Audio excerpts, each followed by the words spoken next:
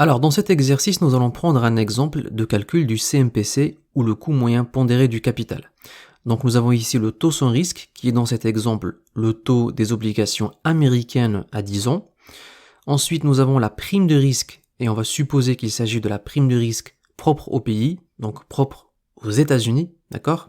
Et ces deux éléments peuvent être obtenus à partir d'une base de données comme Bloomberg ou tout autre fournisseur de données financières. Voilà. Ensuite, nous savons que cette société affiche un bêta de 1. Et que signifie un bêta de 1? Eh bien, cela veut dire que la performance des actions de la société suivent la même tendance que le marché. Par exemple, si l'indice américain, le S&P 500, augmente de 3% dans la journée, eh bien les actions de cette société augmenteront également de 3%.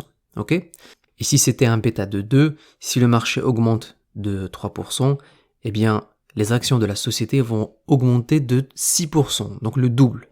Donc, pour calculer le coût des capitaux propres, vous prenez le taux sans risque, plus la prime de risque, multiplié par le bêta, ce qui nous donne un coût des capitaux propres de 9%. Ensuite, nous allons passer au coût de financement par emprunt. Cette société paye en moyenne un taux d'intérêt de 7% sur l'ensemble de ses emprunts. Nous savons aussi que son taux d'imposition est de 33%. Donc, pour calculer le coût des dettes, c'est très simple, vous prenez le taux d'intérêt moyen et vous multipliez par 1 moins l'IS, ce qui nous donne un coût réel après impôt de 4,7% au lieu de 7% puisque je vous rappelle, les charges d'intérêt sont des charges fiscalement déductibles. D'accord? Voilà, maintenant avant de calculer le total, nous devons faire une moyenne pondérée. La société affiche au bilan 100 millions en fonds propres et 50 millions en dette. Donc pour calculer la proportion des capitaux propres par rapport au capital total, vous les divisez par leur montant plus celui des dettes.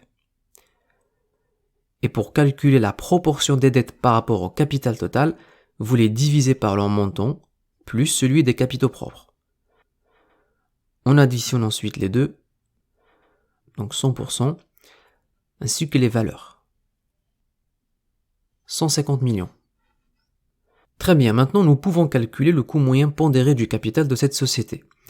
C'est le coût des capitaux propres multiplié par la proportion des fonds propres par rapport au capital total, plus le coût des dettes, donc le coût après impôt, multiplié par la proportion des dettes par rapport au capital total, ce qui nous donne un coût moyen pondéré du capital de 7,6% pour cette société.